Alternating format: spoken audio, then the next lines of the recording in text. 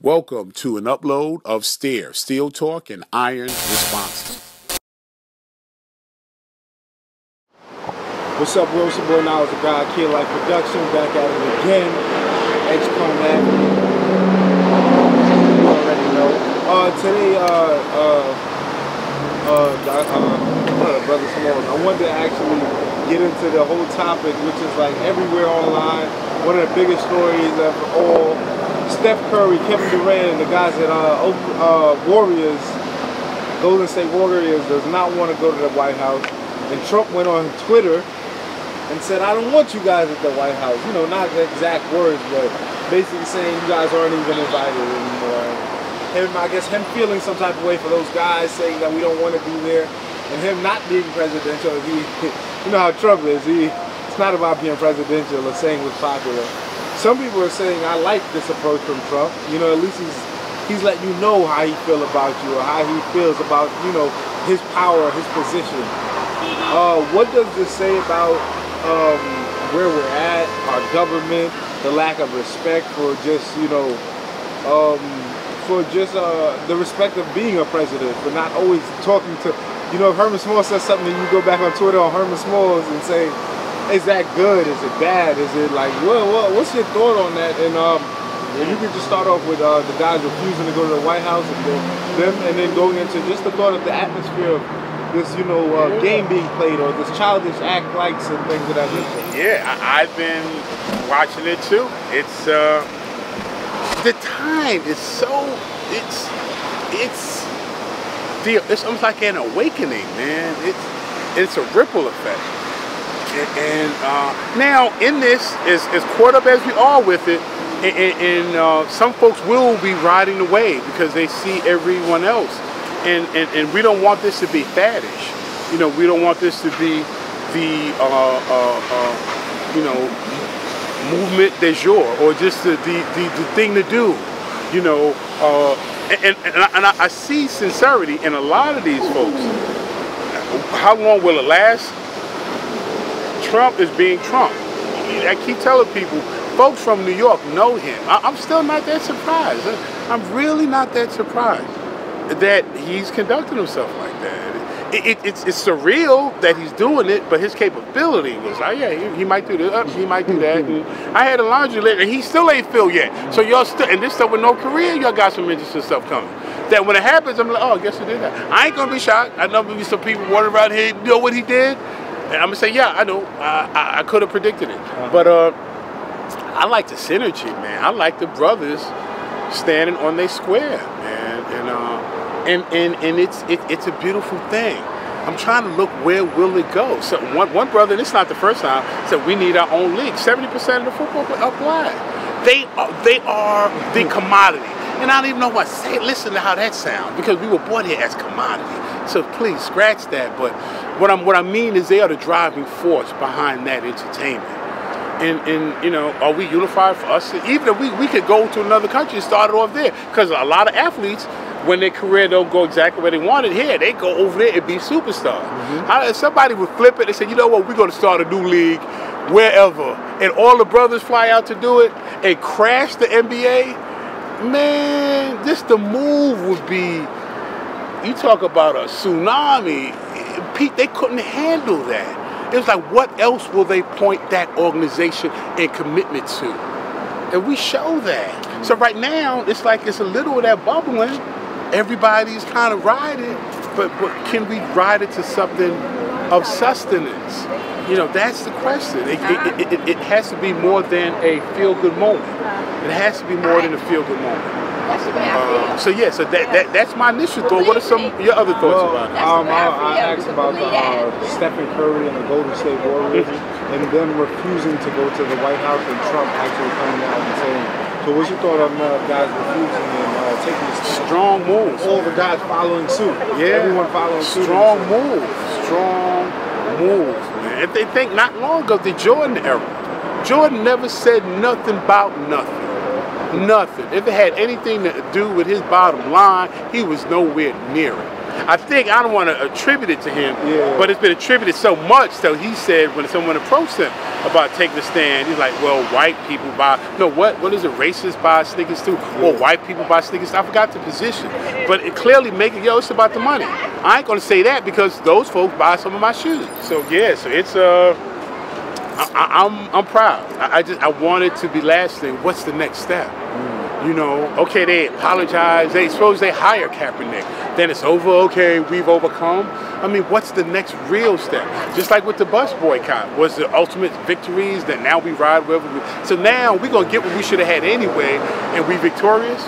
No, start our own bus company. Never ride them. Drive them into bankruptcy for them ever thinking that they can treat human beings like that. So when you go to a museum, this was the last bus when that company closed, because the blacks starved it to death. And matter of fact, they have one of the largest bus companies in the United States. Make that the narrative. Make that the actuality. You know, so what is next? I mean, at this point, they can apologize and hire Kaepernick. They still feel the same way. These people are clear about what the arrangement is going to be. The relationship for them, from their perspective, is going to be them in power and us as subordinates. They don't see it any other way. It's not even a matter of them fearing us being in power. They don't even want us as their equals. They don't want us as competition. So as far as meaningful, I mean, on the sports arena, you know, we dominate because we are physically dominated. And they can't control that. But the business, all the owners are white. What a coincidence, huh? You know, they control the most important. They decide who's going to be on that field and who's not, to a certain degree. Until we flex with our numbers and our power, then we say, yeah, you got the game, but we make the game. So let's talk, or you have a good time, and let's go build something that will protect us and give us the self-respect we need. So we don't have to be going through this 50 years from now with another group of people. If Europeans and white people think white supremacy is going to last forever. There's a few other supremacies that might be on deck. China and I think Dr. John Henry Clark, one of them said, okay, y'all think white supremacy, see what Asian supremacy might be like. You know, I mean, people want to be in charge of other people. So if we don't get our power from anyone trying to dominate us, you know, it's just going to be like shuffling the deck and us still having the same cards. With all the athletes speaking out and things like that, I remember watching an interview with Brother Dick Gregory, that's Skin Power to him. He said athletes aren't the ones who are going to deliberate. I heard that. I heard him get real angry at a reporter. Remember the reporter? Yeah. You saw that too. And he was mad. He was saying that, you know, like a few ends talk and, you know, a couple of entertainers and but they not the ones who are the intellectuals. They're not the ones who are planning. Exactly. You know what I'm saying? I saw that. They could lead, but they have to lead from, or they can say what they say from where they're at, but without them having a true backing or a true someone who's also affiliated from that other aspect of that thought, who can actually create a military, who could actually, or like without a Farrakhan or somebody like that who's actually already has a stance. Without one of those, it's like they could go out there and say what they want, but they don't have the true support for them to actually come and create, unless some of them are that, you know, able to do two of the things. But you know, when you're focused on that high level, you're focused on that sport. You're focused, you have people behind you, 1 million agents, and you have a lot of people who are trying to control your situation. Very true. You know what I'm saying? And if you do walk with somebody like that, you're going to notice it, and it's going to be a situation with the owners and with the people who are paying that check and giving those endorsements. It ain't going to take a lot of time for it to be a situation. You know, just speaking on the good name of what, you know, the brothers stood for and everything like that, what's your thought on that aspect? Seeing all these athletes coming out and speaking out and people making it a big deal, Colin Kaepernick got the wave and everything like that, do you still think entertainers are able to help push or be the leaders of the new, you know, because rappers and entertainers, they are the ones that the kids and the future generation look at as leaders? But do you see that it takes the real leaders, the people who are actually out here in the streets, who are actually creating these changes, or, you know, creating the narratives where the athletes can come and say that? Because there was a lot of big street movements that happened to make people even get conscious, to even want to speak against certain things like that. Because there was a time where athletes of this generation weren't even talking about any of this stuff. They might throw on a shirt or something like that, but it wasn't really being outspoken. Now they're speaking. So, what, you know, I didn't mean to go all into that. No, that help gives me layers. thought process of entertainers not being the ones who are going to liberate us? I remember that exact interview, man, and he was, man, if he hold up and slapped that guy, I wouldn't have been. He felt. It was, man, you wasting my time with it. And he was adamant. He said, and he pointed and said, where in the world the entertainers and sports figures leaders? Why they only do that crap with us? Because they playing us for food. And you know, and to be honest, I agree with him. And I say it from this perspective. I don't care how famous and talented and whatever the sports figure or the entertainer has to be, they have to be under leadership. They have to be. They can't be leadership because, especially the way it's set up here, who pays those entertainers? Who are their contractors? So if your leaders are somebody who has to come to an industry that I control to be successful, then they're going to be compromised right from that. But if you got strong leadership, you got a strong military, just like now China. I'm sure they got some over, 2 billion people. They got some real great singers there.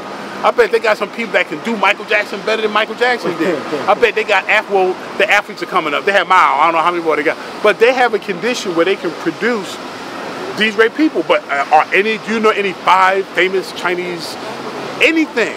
As great as they are, the government runs stuff. They can have no Chinese singer. Well, Chinese people, we know you ain't gonna do it. If it ain't the party line, you know, and they got rough to get it that way, man. You know, so we got to get to that place because it's too unpredictable, loosey goosey. Which entertainer is going to feel which way, or which one can they blackmail, which one can they buy?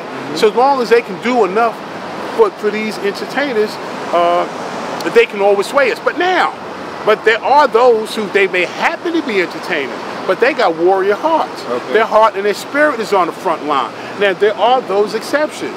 So in that instance, they're really leaders that happen to entertain. So, but who can judge? So, and I know I probably sound contradictory, but the people, the person, if they are true and through their actions, I think Harry Belafonte put it all out there, and he was at the successful points of his career, and he was rolling with King. When King was called a communist, and Martin Luther King, and people don't remember a lot of the racist hatred he was getting right here in this country. And Harry Belafonte was rolling with him and his family, thick. So, and he was a singer, entertainer. You know, a white guy don't get a lot of credit, but it was all in it. African issues and Native American issues. Marlon Brando, all up in it. I mean, he didn't even pick up his Oscar. He said the Native American woman, he won the Oscar that year, sent her there to give a speech, you know, about how your Europeans white, da-da-da-da. So he said he was kind of hardcore, very principled. So entertainers again. So I understand what he meant, his sentiment, but we can have some great leaders that happen to entertain. If you are just an entertainer and people, I think the thing is like a Barkley, you know, like these guys that, you know, really, in my opinion, don't seem to have a real solid political theoretic base. It's like, how can you not understand that as a black man? It's just some of the things they present. I'm like, what world are you living in, man? And I think I'm a fair person. I really try to say, okay, let me see this brother's side. But let me see the black Republicans. And you know, I really do my best. Like, I'll listen to you. But if I don't see a logic, or if your trail leads back to our oppressor for your sustenance, or you so linked up to a system that's still trying to destroy us, you know, I gotta call what you're doing questionable. You know, I can't not do that and call myself truly trying to stand on my square. Because my square is to help my people get solid knowledge about things that are going to advance them. Not stuff that's going to lead us back to somebody's plantation, no matter how dressed up and good the plantation look. You know, I want nationhood. I want Pan-Africanism to rule among my people. And anything that detracts from that, I really don't have a lot of time for. Just one last point I wanted to make. We're looking at the same issue with the sports and everything. Statement that Chris Paul made at media day training and things, and they asked him about the whole Trump and everything. And they've been asking all the players about it. He just was like, you know, as a player, like he said, I'm not just an athlete. I'm a human being. I'm a father. I'm a husband, all of these other things. So you don't really know what some of these guys might have outside of them being entertainers. So I just want to make that point. Yeah, so I mean, I trembled even trying to second guess that great elder when he was here, and now I mean, he's talking about a history. Have you seen? Like, but he was emphatic about today, and even Malcolm. You drop a Malcolm speech right now, and it would immediately equate. He spoke about police brutality. He spoke about the purpose of running down of communities, even the early stages of gentrification. You know, Malcolm, and that stuff is still relative right now. So then could Dick Gregory not be extended that same kind of prophetic? But we both just made. But maybe it's generational with us. Maybe with him. But he was there he was there. And check this out. One thing before you say that. Look at the ultimate irony. What is Dick Gregory? He's an entertainer. One that we revere because of the leadership and insight and knowledge that he provides. So it's amazing that we now, he questioned their importance in a way questioning his own, but he was more than an entertainer, just like a lot of them are more than entertainers. But go back to that point. Oh, you lost your point. Hold them points now, Mr. God. No, but I can't slip my head. Next time, I won't stop you. I will just let you go. But again, I think that's ironic to come full circle, and he's an entertainer. My position, I can't call it. But I know if all of them are entertainers, that's not good. Okay, yeah. What I was gonna say is, basically, if that's the case, back then, he was working with, with Malcolm and Harry Belafonte and all these other people who were out there, but they represented a cause of who you could see that they were affiliated with. Who would that person be now, though? Who is that voice or that leader, or do we not have one? Because I've heard most of the times black people don't have leaders.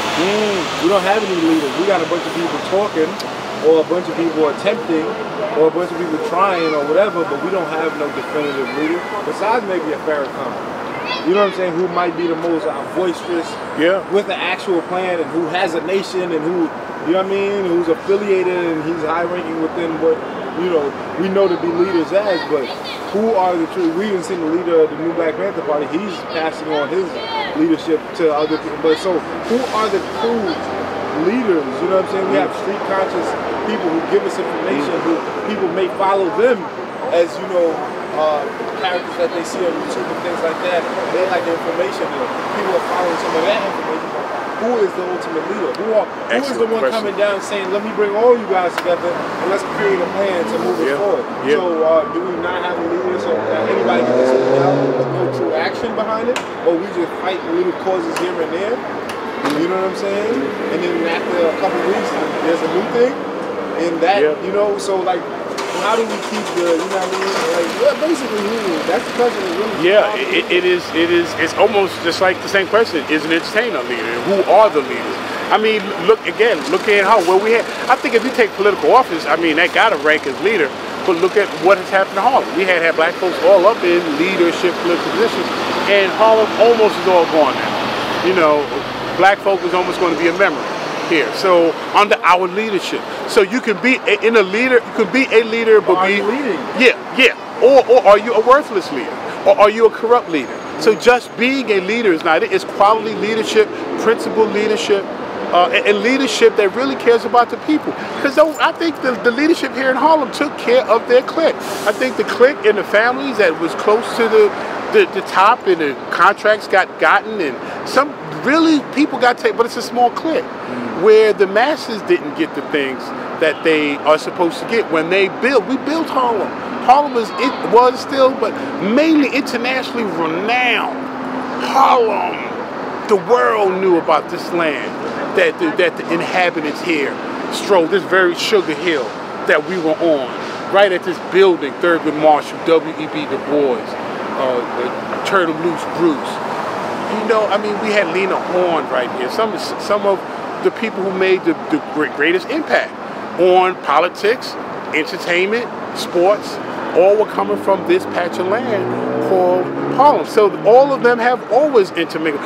What is a writer? Is a writer an entertainer? I mean, look what Richard Wright did. I mean, so you can be a revolutionary with a pen, with a mic, with a guitar, and you can be one with the AK. It's about how true the commitment is within you, and will you use your talent or your vessel to express it. And if you're committed on that level, however you bring it, it's going to be just like Muhammad Ali. Look how he brought it. So that's why I wonder why he was so adamant.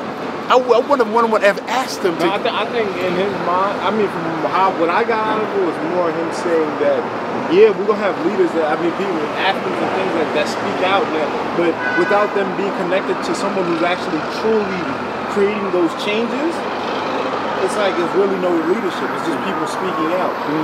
You know what I'm saying? Because the athlete, he's just not going to, unless he does, he's not going to create an organization outside of what he's allowed to give organization monies and funds to. Right. Because a lot of times when you sign a contract, you have to give certain things to certain organizations. It's already packaged in. You know what I'm saying? Anything you do outside of yourself, that becomes, you know what I'm saying, the separation from the entity you've already signed a contract with.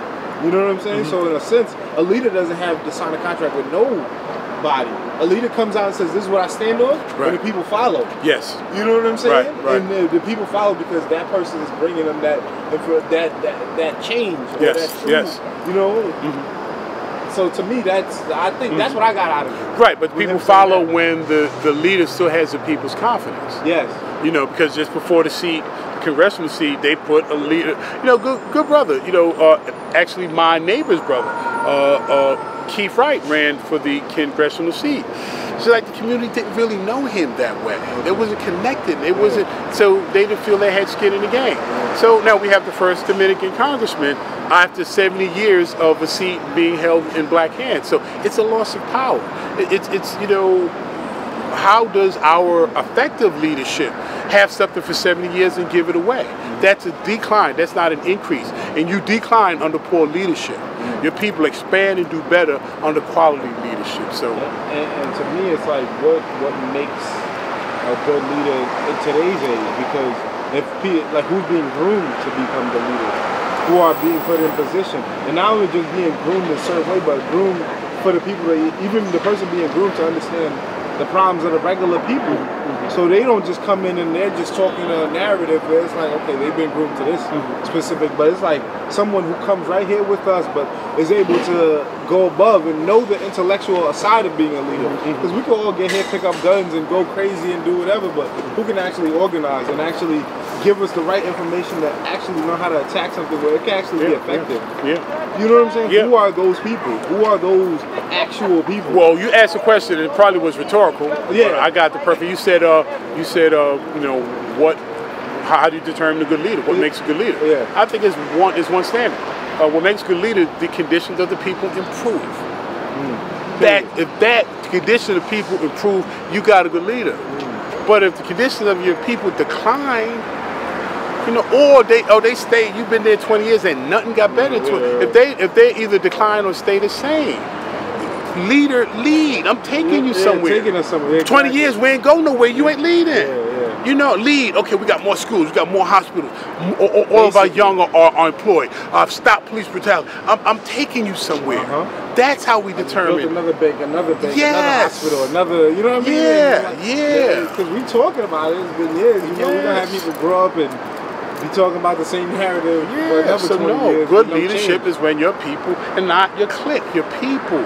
So do you see anyone doing that right now?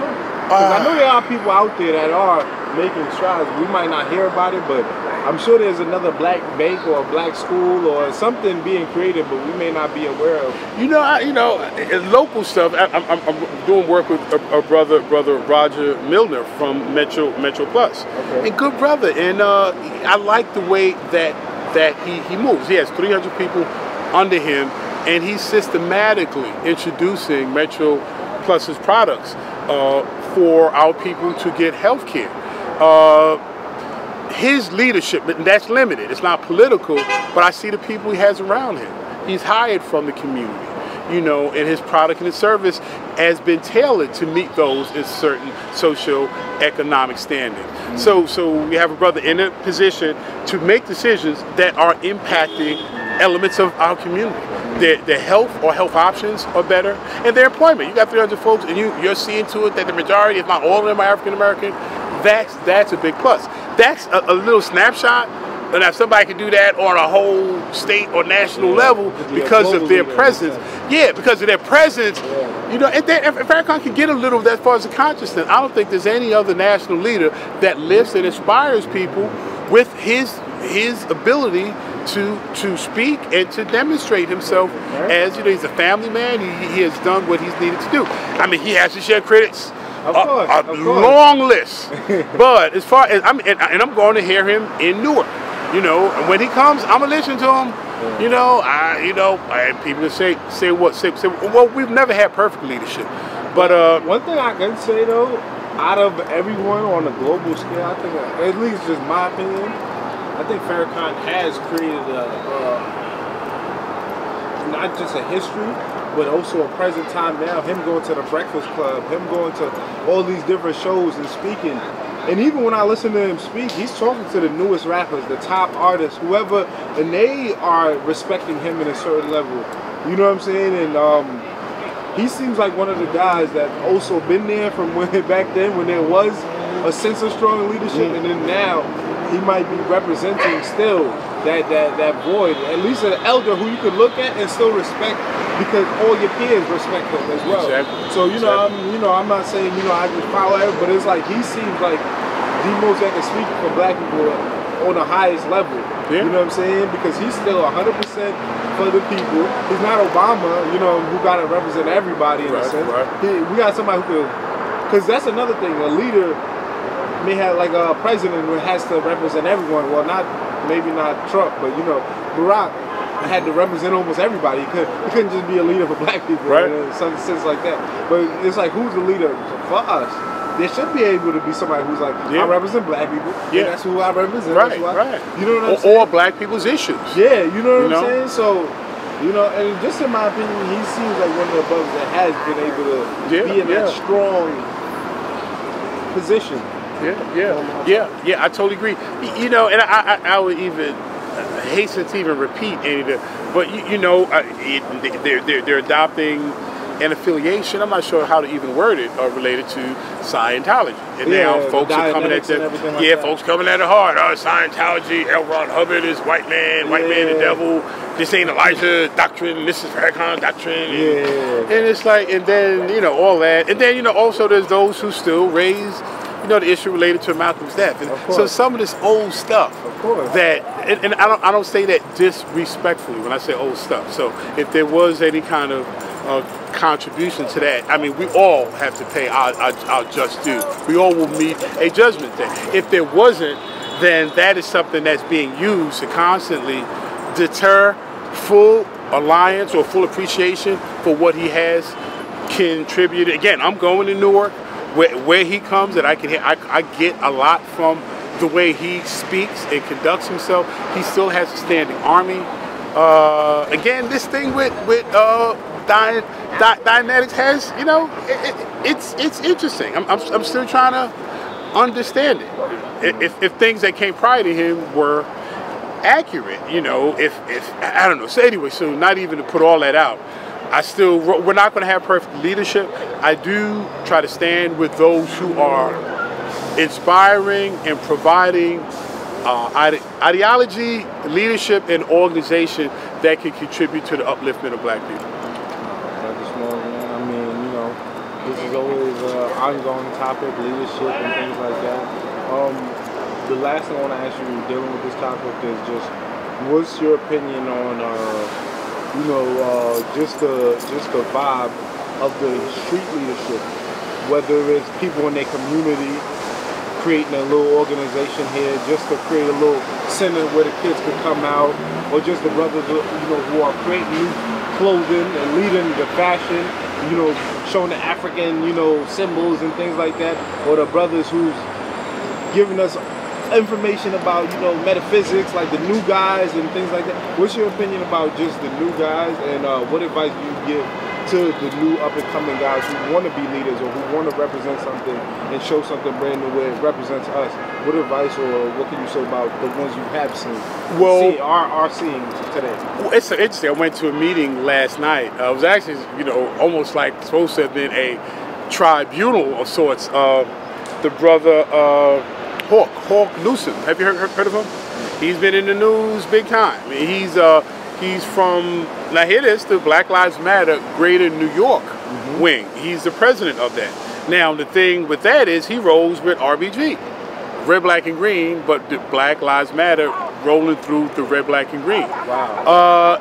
And the folks who are purely RBG have had issues with that because his alliances are being brought into question. His position is, hey, I work with anybody. If I'm in a battle, I ain't gonna be questioning, the brother next to me, his sexual orientation. If he taking blows and ducking it like I am, we in it together. And which can have its appeal. But then those who are saying, RBG, this has to be orthodox. This has to be ours. This has to be black. This has to be fully first black in meeting our needs and our agenda points before we can start to incorporate a whole bunch of other folks' stuff. And I'm kind of that. Bye-bye. Good seeing you. Okay. So I'm kind of that mindset. But a brother or sister, I will give them an ear. So I'm very interested in discussing further the logic of his approach and its applicability. Because he said, he did this. Oh, you got to look at this because this thing got attention up the wazoo. He's a brother, and he was asked to speak at a Trump rally. And you know how these Trump rallies are, almost 99.8% redneck stuff and Confederate flags and, I love my country, But so he went up in there and he's like, yo, I'm a Christian and I'm a patriot. And, they supposed to have loved it and this and that. And that thing got something like 35 million views. Wow. So the thing is, but he's done a lot of work with local leadership, local leaders. To now they're feeling some kind of way because they've been in different protests and actions, so they all locked in together, and they don't want the masses to think that he is representing RBG in his stand with working with everyone in different groups, that their agenda could be diabolical if we adopt some of their practices in large numbers. So you asked about leadership, and it was a standing room only meeting. Now the brother was summoned, brother Newsom was summoned, and he didn't come, but I believe he issued a statement that he wasn't going to come, and then a statement was read at the meeting. Still very interested in speaking with him and standing up a way to get further, and because we are a people, all of our organizations have suffered from various levels of infiltration. We would be naive to think that isn't going on, and we do have to have as efficient a policy and process as possible as to identify those who either through paid means are set to disrupt or distract us from our stated agenda, or through ignorance, through pure ignorance. They just have some ideology like, yo, let's give it a shot kind of deal that doesn't have the sanctioning of the elders or that doesn't have a council support. We're not one man, one woman organizations. If you got a particular tactic you want to kind of introduce, help it make sense for us. Explain the logic, and again, applicability.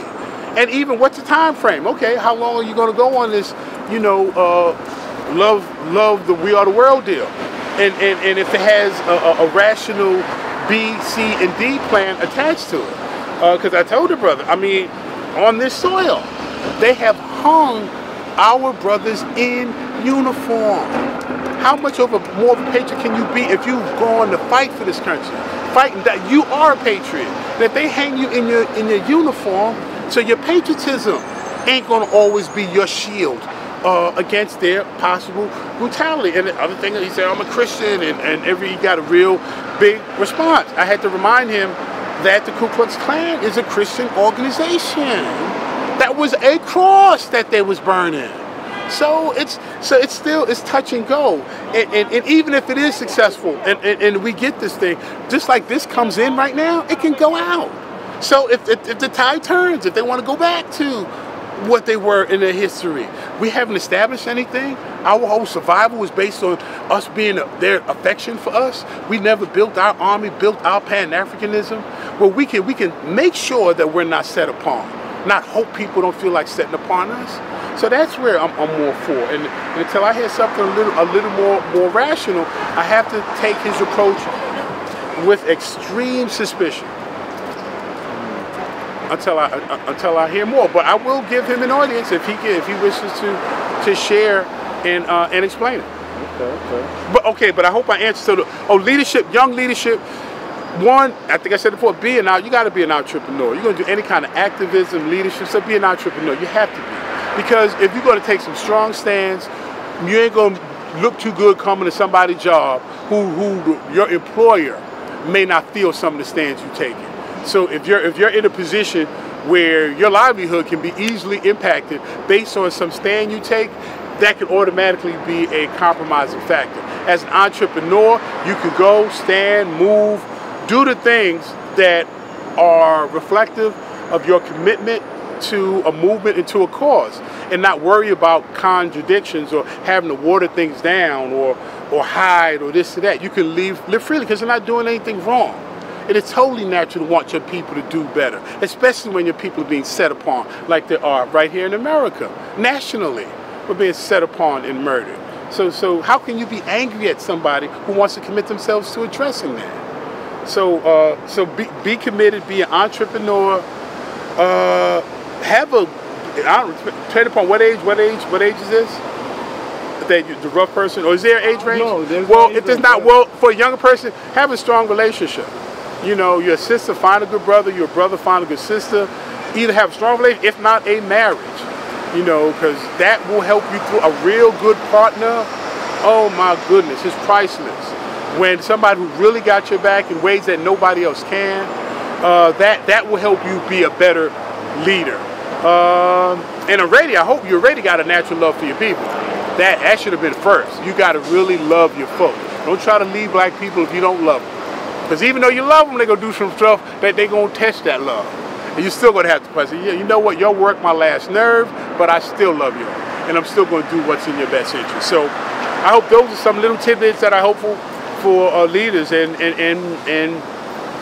have insurance. And I don't mean to not even sound macabre, but have life insurance. So many leaders died broke with their families struggling.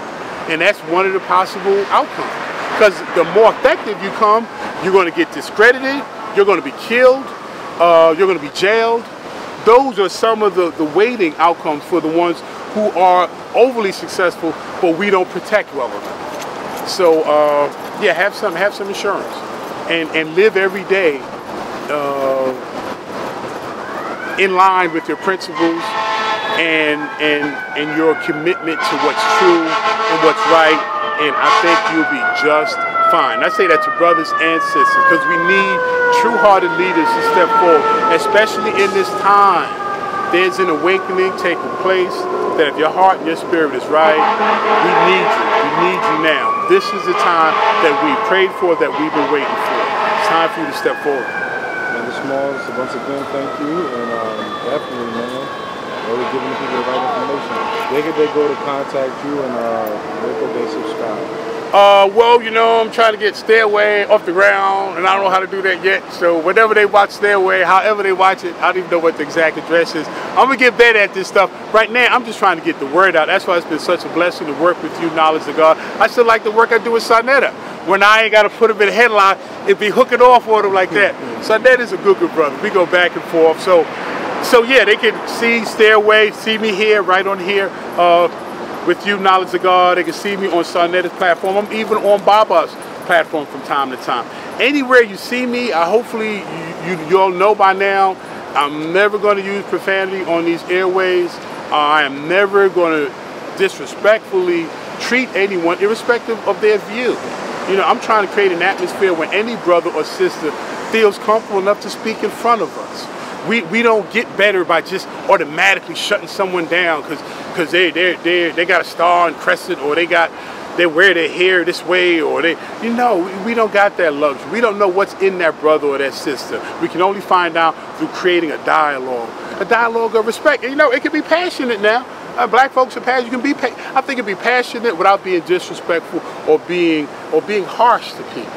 So that's what I'm trying to represent in this underground social media. And if I can do that, and if you all allow me to continue to do that and come into your home, that will be reward enough. But for now, if you want to send me an email, my email address is hermanspecializedfitness@gmail.com. That's hermanspecializedfitness@gmail.com. And I do have a presence on Facebook, Herman Smalls on Facebook, Herman Smalls on Facebook. Not really taking on no new friends though. You know, I take a real long time to vet folks before I think, you know, so if you get on there and I don't friend you immediately, don't get upset. I wait, because, you know, that's another way. Like, go back to Griff. Facebook is a do-it-yourself FBI file. So most of the people, my friends, I really know. I've run into those people. Maybe about 10, 15%. I just got a real cool vibe from something that they wrote. But you know, I'm not really taking on a bunch of new friends. But you can write. It's a public Herman Smalls. Anyone can read it and see it. I ain't hiding nothing from nobody. And I'm one of the few people on this platform that it's a government name, but it is my name. So I've never come before you trying to be anything less than who I am. Imperfect, you know, I'm a work in progress, like most of us. But I do try to do my best to put my best foot forward for my people, for my family. My mom is back there. You know, you want to make people proud of you, the people that brought you here, and the people that came before you that are no longer here. So if I can be a part of that, then I think that's part of my purpose. So once again, thank you, Knowledge of God. Thanks for your viewership. This is the place. Continue to support us. Continue to come on board. Kia Life Productions. I'm your brother, Herman Smalls. Peace.